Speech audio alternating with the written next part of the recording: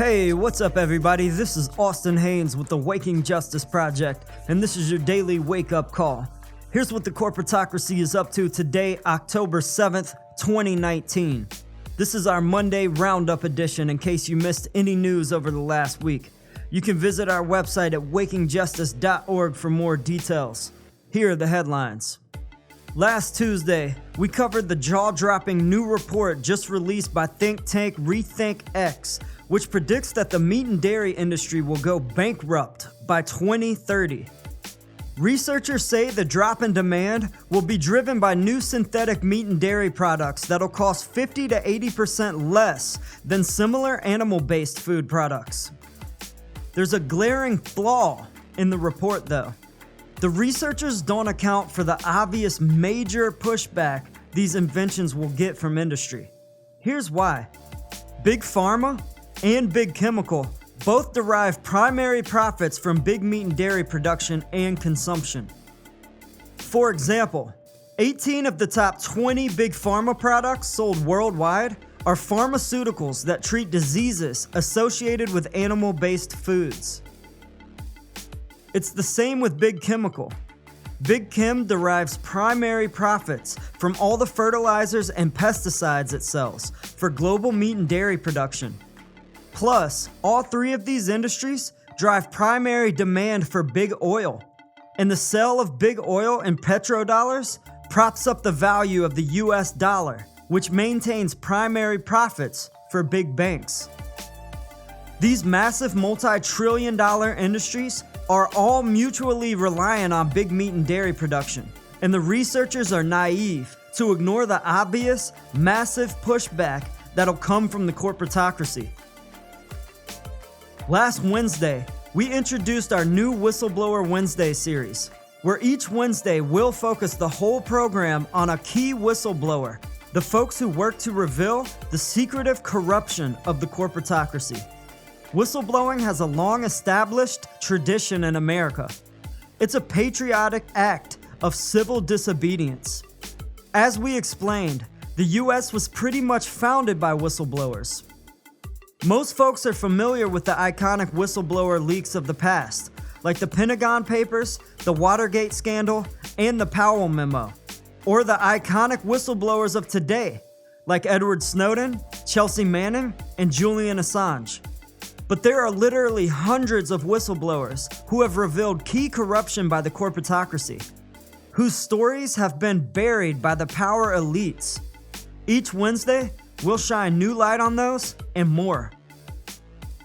Last Thursday, we reported on the very desperate and deadly situation from peasant farmers, environmental activists, and the poor in the Philippines, which is now ranked as the world's most dangerous nation for environmental activists.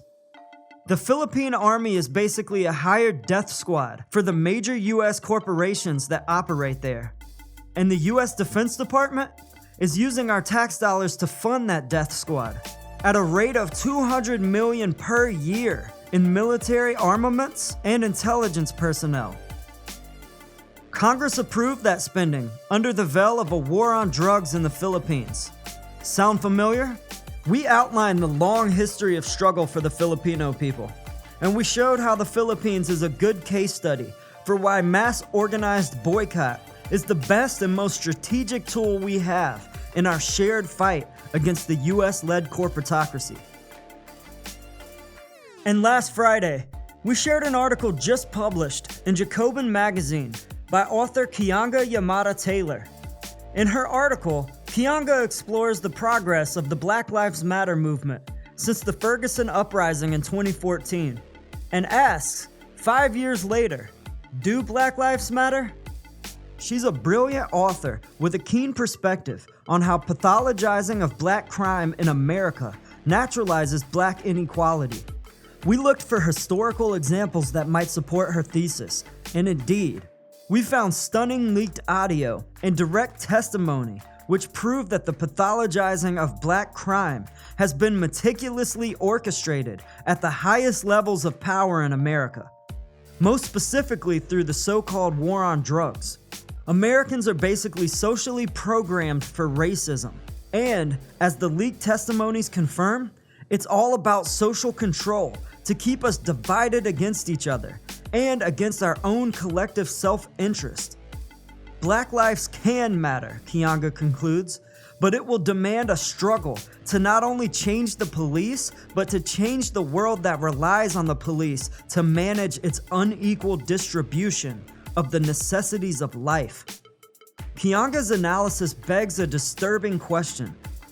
How is the police violence and so-called war on drugs in the US different from the US-funded war on drugs in the Philippines? As the evidence shows, both efforts are designed to divide and suppress the poor and working class and to protect the profits of the corporatocracy. We can fight this corporatocracy, but we cannot and would not fight it with violence, nor can we expect to ever vote such corrupt and moneyed elites out of power. Mass organized boycott is the best and most strategic tool we have in our shared fight against the US-led corporatocracy. If you want to learn more about how all of us in the work of global justice can join together and force this corporatocracy to the people's bargaining table, to end all of this oppression, corruption, and destruction, and to save our planet, please go to our website at wakingjustice.org. Check out our About page, listen to our first podcast, and consider getting more involved. You can fill in the Join Us form at the top right of the webpage. Or you can email us at info@wakingjustice.org for more information. We'd love to hear from you. We're running out of time, y'all. Join us. Peace. You must be involved in the struggle for freedom and justice. If it's about love,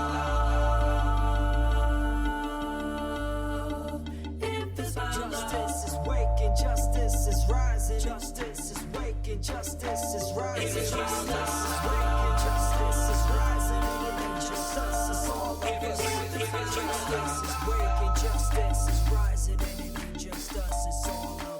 if it's about love, may every soul unite, tend the fire and let old coals relight. I'm a citizen of the world and we fight for the rights of everybody to live a truly free life. Red or yellow, black or white, left or right, gay or straight, human or animal, all life.